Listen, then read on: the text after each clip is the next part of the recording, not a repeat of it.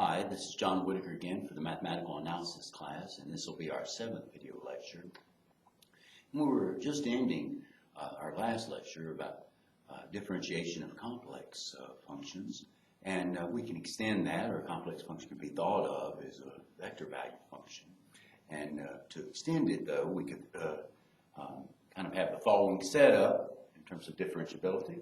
Let's recall something here. So as a fact, we say let f be a vector value function on A to B. That is, suppose f bar goes from A to B into Rk, this Euclidean space, where Rk is equal to, is a set of all k2s, x of 1, x of 2, all the way up to x of k, where x1, x2, all the way up to xk are real numbers. And then this vector value function f, defined on some real number in between a and b, B, can be thought of as this k tuple, where it's f1 of t, f2 of t, all the way up to fk of t, where each fi is a function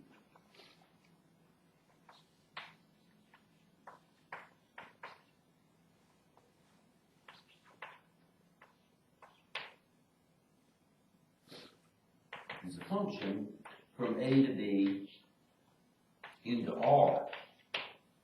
So that's what we can kind of break down this vector value function, is looking at its component functions.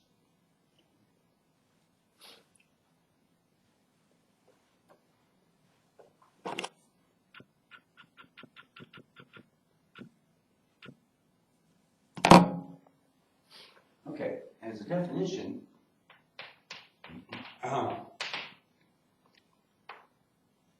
we let f be a vector value function that goes from the closed interval from A to B into Rk, and we let x be an element of the closed interval from A to B.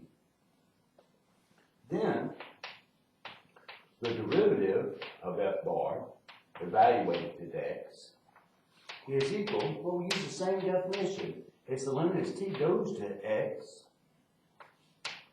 of f bar of t minus f bar acting on x all over t minus x, provided this limit exists.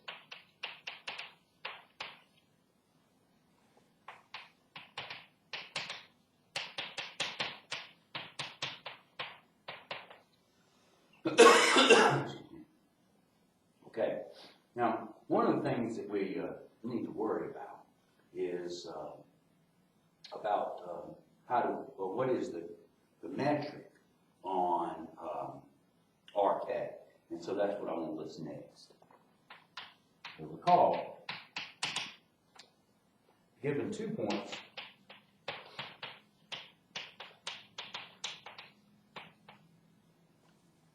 in Rk,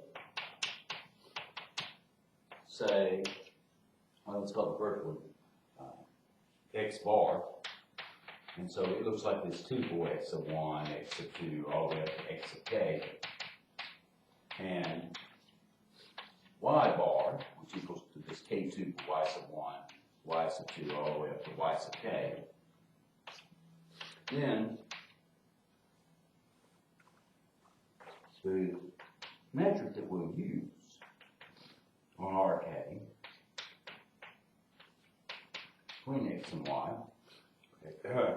That's going to be equal to the sum as I runs from 0 to k of x I minus y I to b squared, and then we're going to take the square root of that, the 1/2 power. And that is the usual metric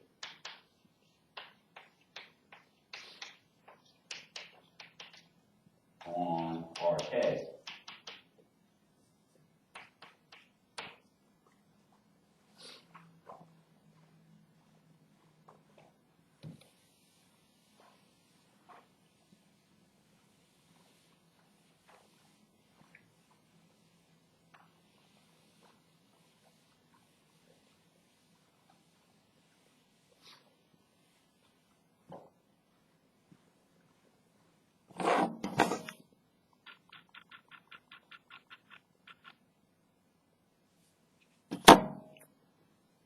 Okay. As a fact,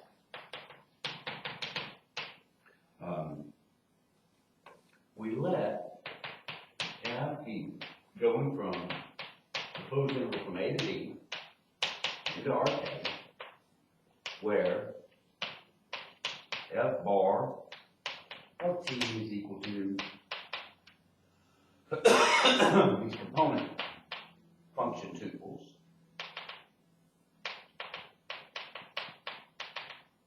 All the way up to F to K of T.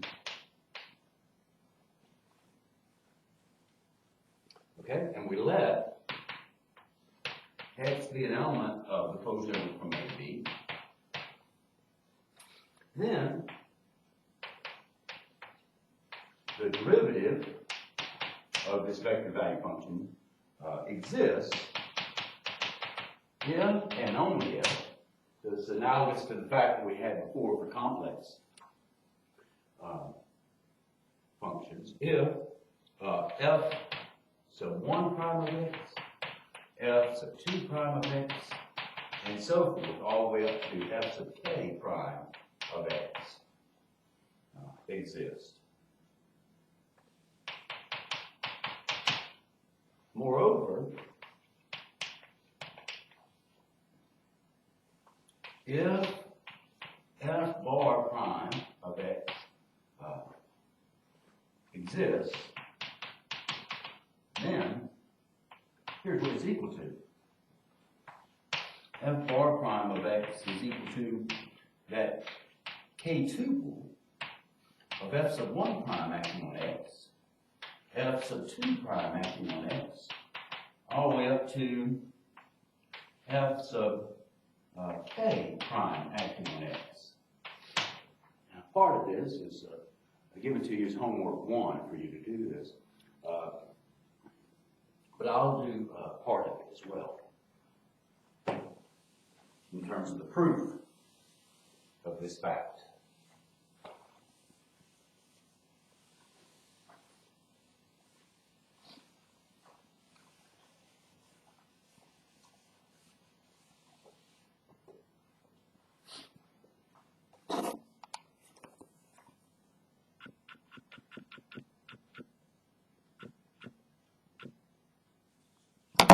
Okay, so I'll go in the backwards direction.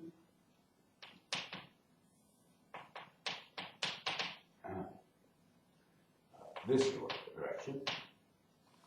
Okay. Let's let F bar go from A to B into RK, and let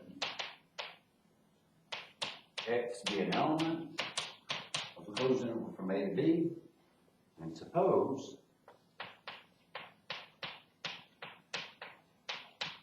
F bar of T is equal to these K tuple component functions acting on T.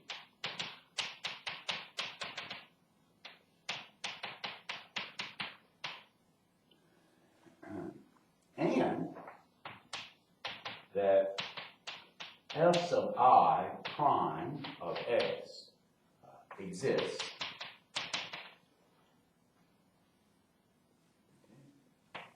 We want to show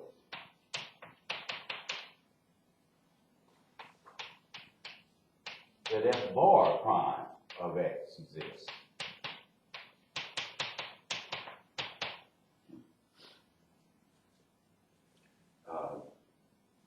What we're going to do is we will show that f bar prime of x is equal to f sub 1 prime acting on x, f sub 2 prime acting on x, and that tuple ending with f sub k prime acting on x. Okay. Now, remember, we're going to need to show this through the definition of derivative, and that means that we're going to use a limit. Involved in that limit is the epsilon delta definition. So here we'll let epsilon be greater than 0 be given. We need a delta bigger than 0 such that for all t element of a to b, a closed interval, with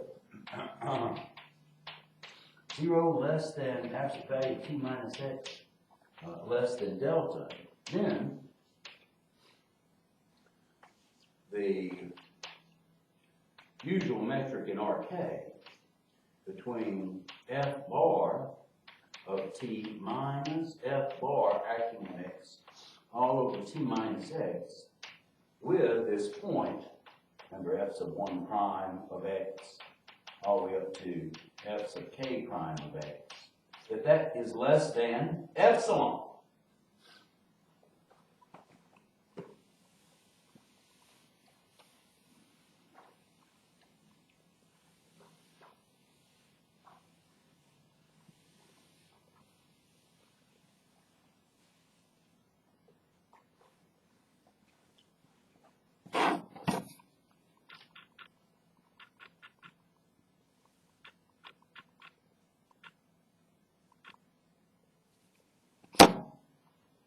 Okay,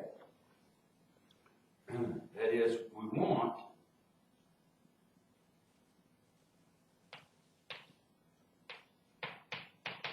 this metric p sub RK of the f sub 1 t is tuple f sub 2 of t all the way up to f sub k of t minus f sub 1 is tuple f sub 1 of x, f sub 2 of x, all the way up to f sub k of x. The difference between those two, all over t minus x. And here, I've run out of room. Let me write this underneath here. And that f with the tuple f sub 1 prime of x, f sub 2 prime of x, all the way up to f sub k prime of x, that distance between this point and this point be less than epsilon. That's what we want. Okay. Now, this is 2 points in RK. The way that we subtract them is we subtract them component-wise, and then when you divide them by a number, that's what this is, a number, you just apply that to each component, that division. And so what we want is the usual metric in RK between, it would be f sub 1 t minus f sub 1 of x over t minus x, f sub 2 of t minus f sub 2 of x all over t minus x, all the way up to f sub k of t minus f sub k of x all over t minus x. That, the distance between this point and f sub 1 prime of x f sub 2 prime of x all the way up to f sub k prime of x, that will be less than epsilon.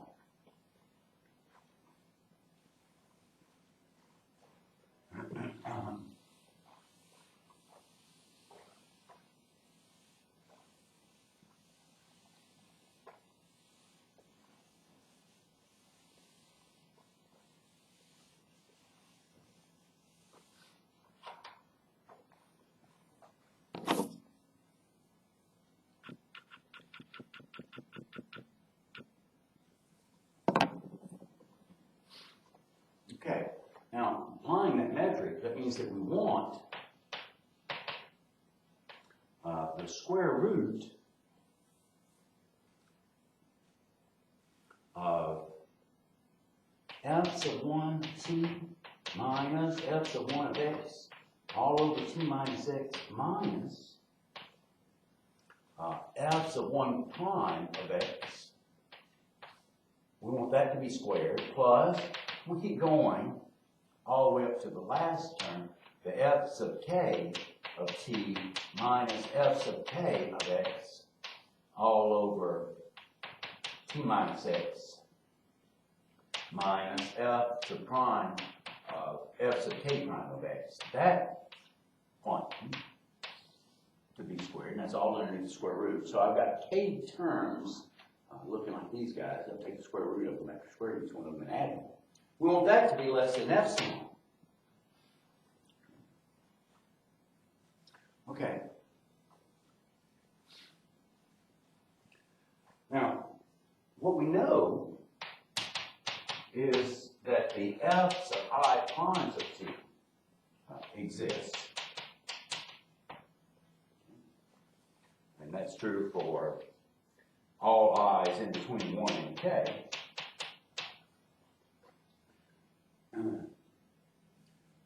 Then, what that means in terms of a real value function, we use its definition of the derivative. That means that f sub prime, well, I shouldn't have said t here, I should have said x. F sub prime I of x is equal to the limit as t goes to x of f sub I of t minus f sub I of x all over t minus x.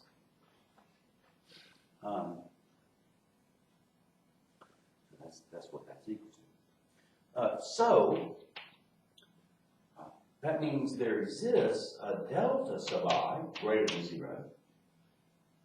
We've already been given this epsilon, such that for all t element of the closed interval from A to B, with 0 less than the absolute value of t minus x being less than delta sub I, then that means that f sub 1 or f sub I of t minus, I'm going to write it down below, means that f sub I of t minus f sub I of x over t minus x inside absolute values minus f prime sub I of x, that can be made less than whatever really we'd like. It's a positive number. And so what I'm going to pick is epsilon over the square root of k. That's the number in our tuples. Okay.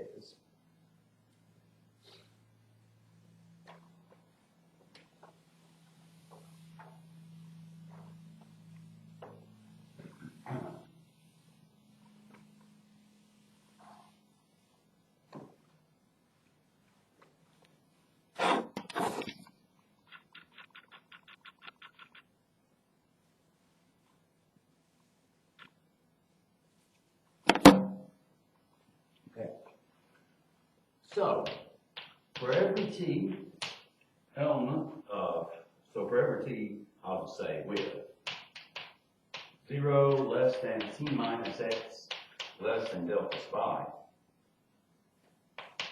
then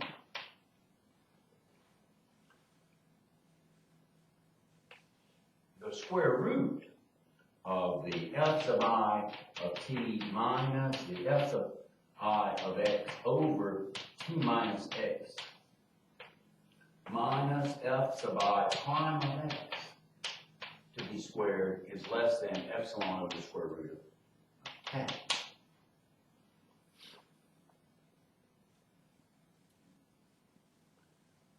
And that's true for all I in between 1 and k.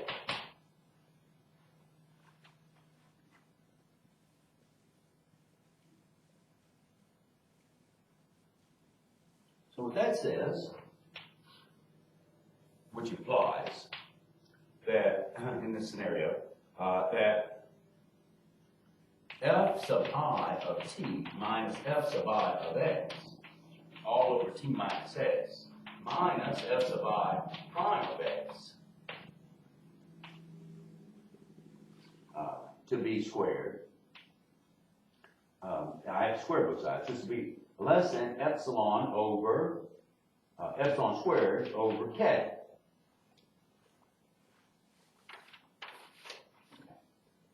So now what we do is we let delta be equal to the minimum of all these delta sub I. So I got delta sub 1, delta sub 2, all the way up to delta sub k.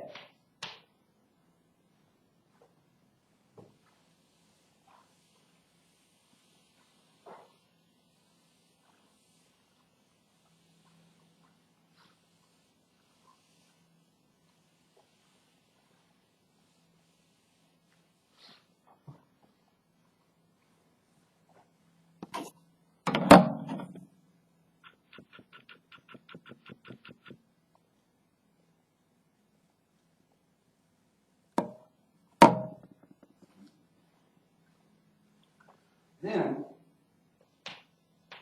for all t element of a to b with 0 less than the absolute value of t minus x being less than delta, we have that metric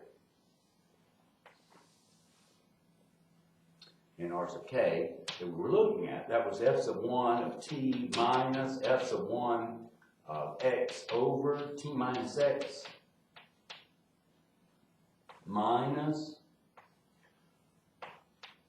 f sub 1 prime acting on x, that guy squared, plus, well, we kept going all the way up to the kth one, so it's f sub k of t minus f sub k of x over t minus x minus f sub k prime of x, that whole quantity to be squared. So we have that guy. Would be less than, or less than, here this is the square root. What was said for all of these guys, that they're less than epsilon squared over k. And then the next one will be epsilon squared over k. And we keep going to the last one of epsilon squared over k. We take the square root of that. Well, that's equal to, this is a k. Well, that's equal to, these are constants that we're adding together, and we have k of them. So there's k times this guy, and that just leaves the square root of epsilon squared is equal to epsilon. And so that means that f bar prime of x is equal to this f sub 1 prime of x, f sub 2 prime of x, all the way up to f sub k prime of x. And so this f prime of x bar exists. And that's the proof. I had done the proof for the complex functions, and what I used there was just some facts about limits and didn't get into such detail about the metric involved, but it could have been done that way. So analogous proof for complex functions could have been done this way. But this guy I wanted to do with all of the metric detail.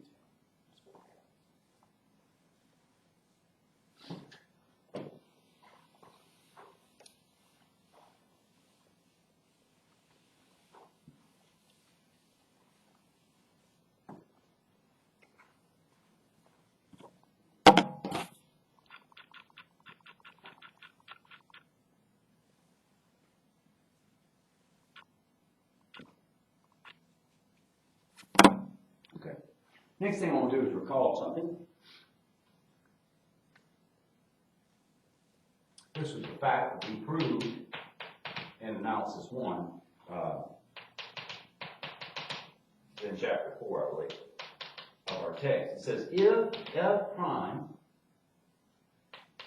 f sub 1 up to f sub k are real functions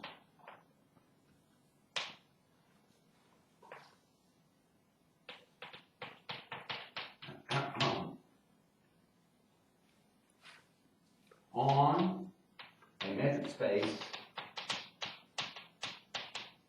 X, and F bar is the mapping of X into RK defined by F bar of T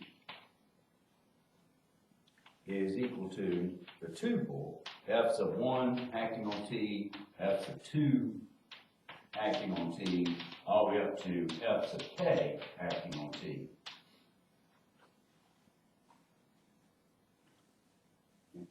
Then F is continuous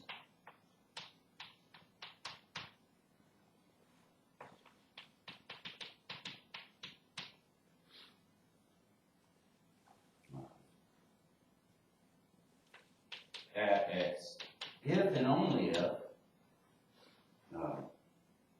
the functions f1 up to fk are continuous.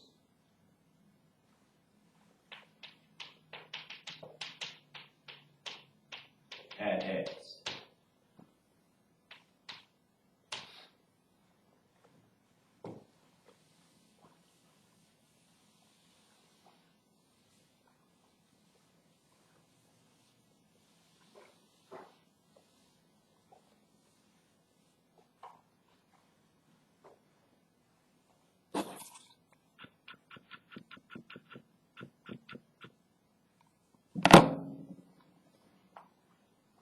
And that previous fact gives us the following analogous fact to things we've seen.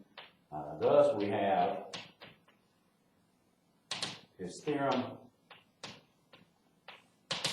It says, let F bar go from A to B, the closed interval, into RK. If F is differentiable,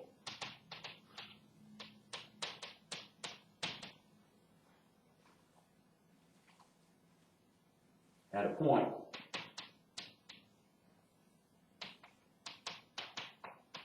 X element of A to B,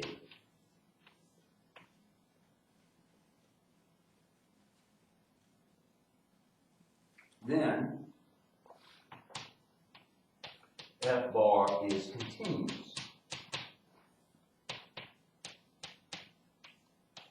at X. So as I said, that's analogous to the fact that we had for a real value function as well as a complex value function. Differentiability implies continuity. The next thing I want to do is recall a definition. It says, given 2 points,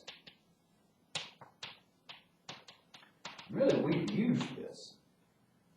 Given 2 points, X bar equaling to X1, X2, all the way up to Xn, excuse me, and Y bar equal to y1, y2, all the way up to yn, nRk. Then,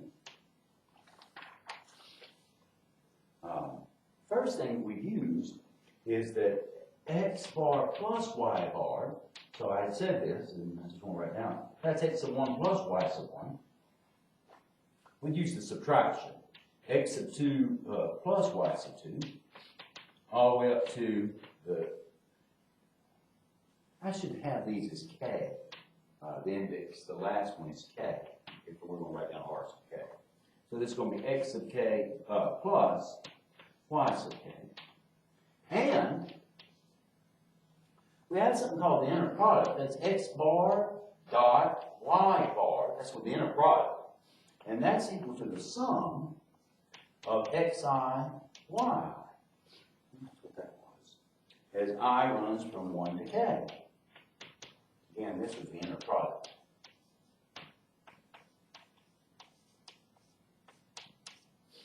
So that inner product, in some sense, replaces multiplication on in a vector space. But one thing to notice is that we don't get out something from RK when we do the inner product. We get something that's a real number.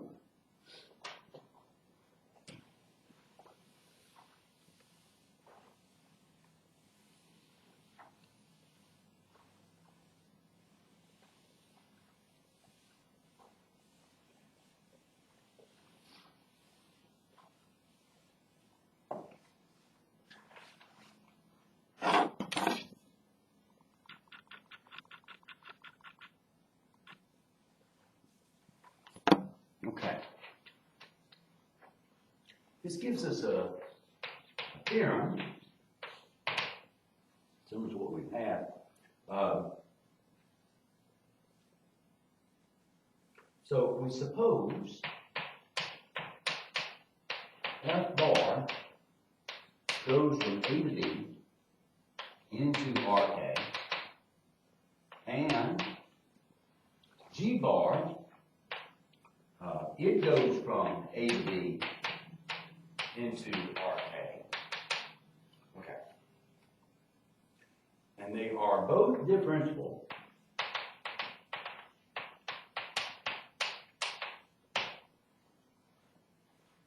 at a point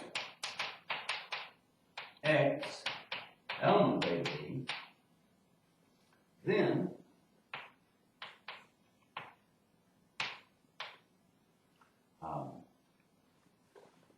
that's right here. F bar plus G bar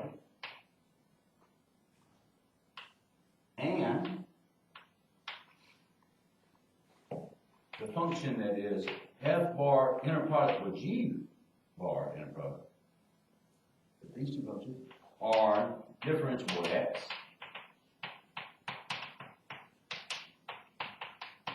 And not only that, but we also have these formulas. The first formula is that F plus G bar acting on X will be equal to F bar acting on X plus, prime, plus G bar prime acting on X. And then we kind of have the product rule. And that is that the inner product with F bar times G bar acting on X, that derivative is equal to the inner product of F with G prime, or G bar prime acting on X. You should have an X with F, the inner product, plus the F bar prime acting on X, inner product with G bar acting on X. Okay. Now, for the first homework, I've asked you to do part A, but I'm going to do part B. To prove, of course, what I'm talking about.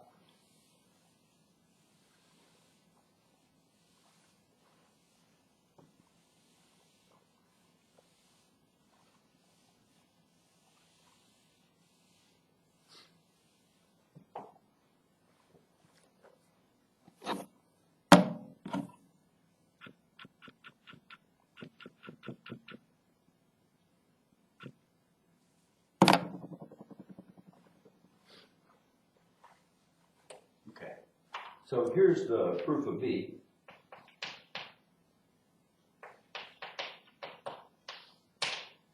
Okay. Now, you start off by representing F bar. What's F bar of T? It's going to be equal to something like F sub 1 of T, all the way up to F sub K. And G bar T has a similar representation, so we'll just call it involving the tuple G sub 1 of T all the way up to G sub K of T. Okay, now from the definition that we gave about the derivative, the limit, so F bar inner product with G bar, derivative acting on X, it's going to be the limit as T goes to X of the inner product with F bar acting on T, inner product with G bar acting on T, minus F bar acting on X, inner product with G bar acting on X, all over T minus X.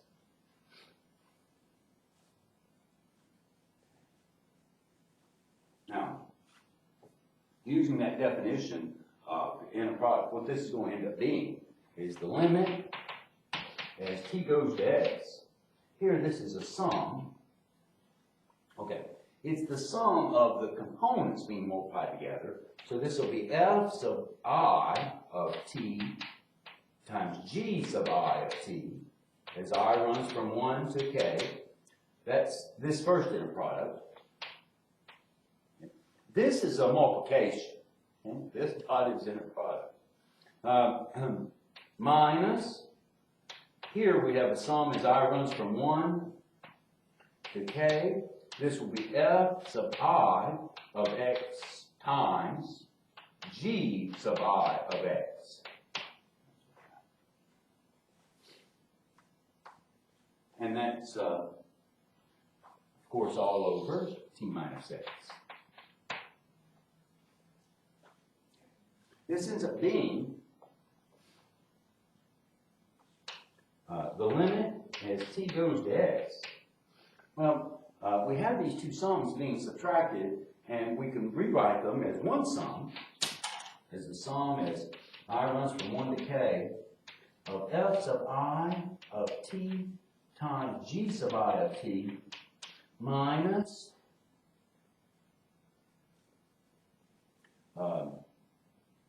F sub I of X, G sub I of X, and all that over T minus X. Then we apply the T minus X within the sum, since that's a constant. Think of it 1 over that.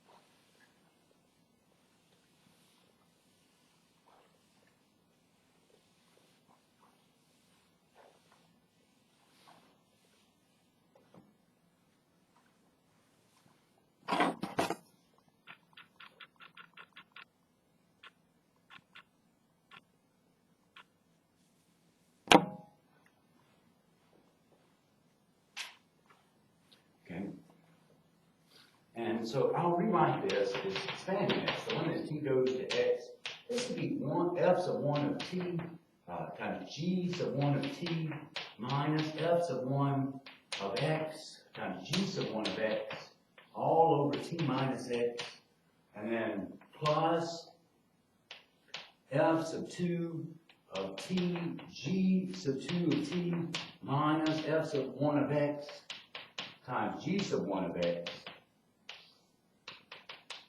all of T minus X, plus, and we finally get to F sub K of T times G sub K of T minus F sub K of X, G sub K of X, all over T minus X. We take the limit of each part, and this is nothing more than the derivative of the product between f sub 1 and g. So this is going to be f sub and g sub 1. So it's f times g sub 1 derivative acting on x plus f2 g2 prime acting on x all the way up to fk gk prime acting on x.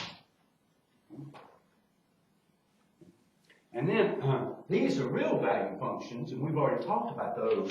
And so this, we use the product rule, we get f sub 1 acting on x times g sub 1 prime acting on x plus, then it would be f sub 1 prime acting on x times g sub 1 acting on x plus, let me expand this one.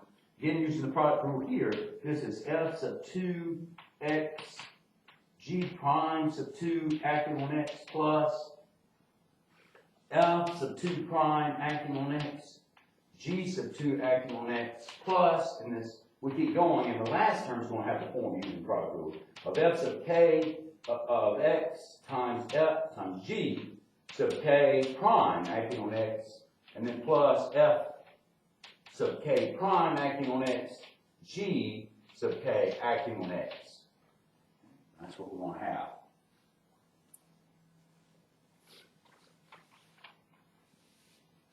And so this can be rewritten.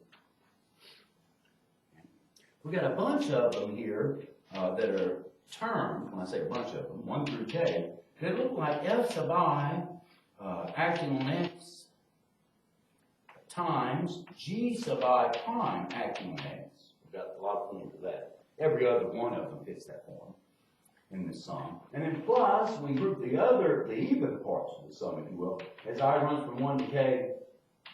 And that's f sub I prime x times g sub I acting on x.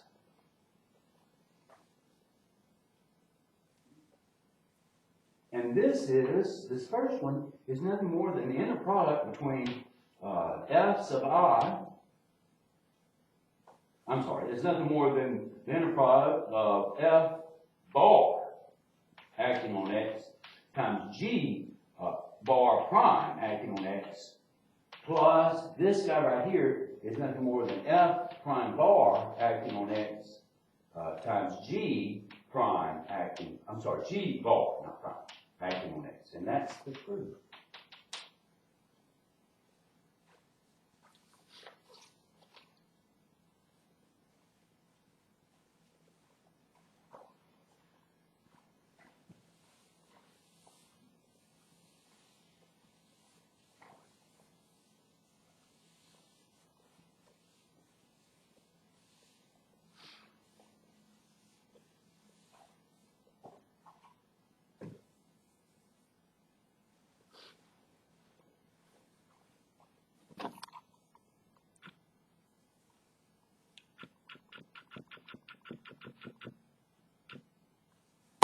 Okay.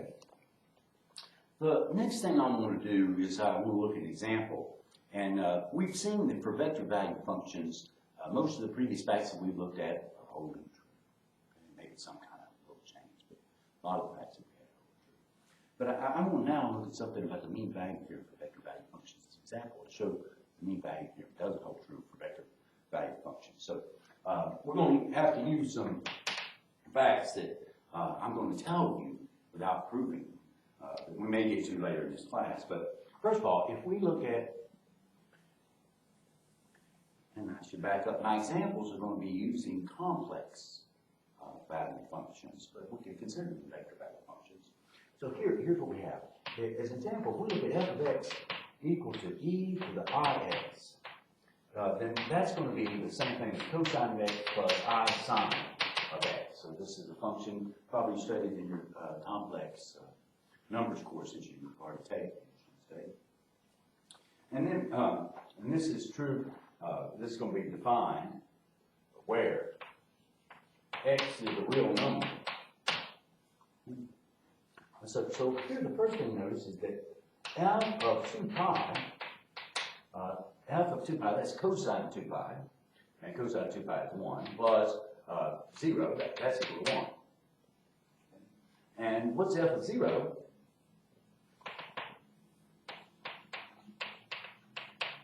Well, that's equal to cosine of 0, that is 1, plus sine of 0, 0 times I is 0. So we get 1. So that's what we have. Okay. Now, f prime of x can be seen as we take the derivative of each one of these and add them together. The derivative of cosine is going to be minus sine of x, and plus I times the derivative of cosine. That's derivative of sine, I should say. That's cosine of x. Now, we know that if we look at the metric of f prime of x, that's the same thing as the distance between f prime of x and 0.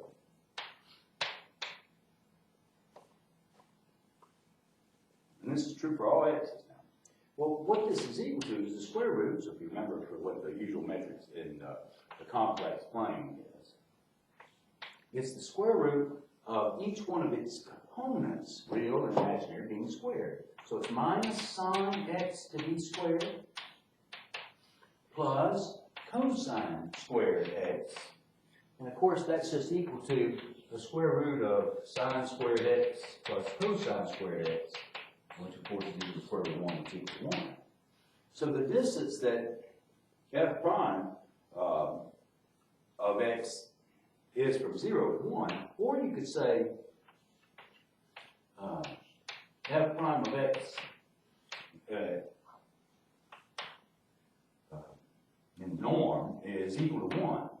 And one of the things about this norm is that the only time it's going to be equal to 0 is when this quantity is 0. And so since it's always not 0, that means that f prime of x is never 0. Never 0. Okay? Okay. Let's sum up.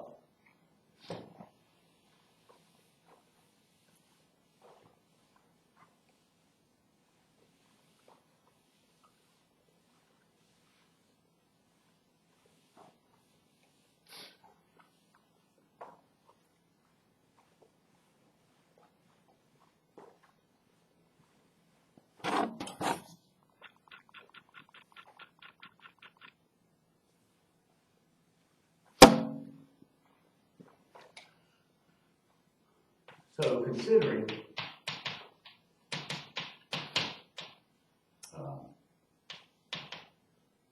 f of x equaling to e to the I x on, let's say, 0 to 2 pi, then f is differentiable.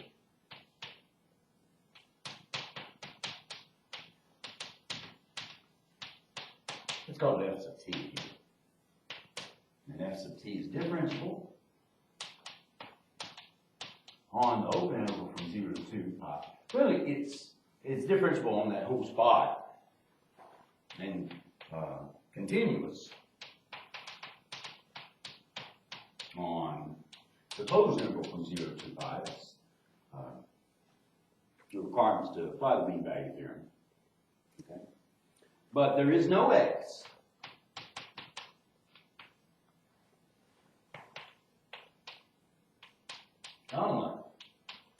Of the open interval from 0 to 2 pi, such that f prime of x would be equal to f of 2 pi minus f of 0 all over 2 pi minus 0, because that was equal to 0, and this guy is never 0. And so that means, so the mean value theorem is not true for complex functions.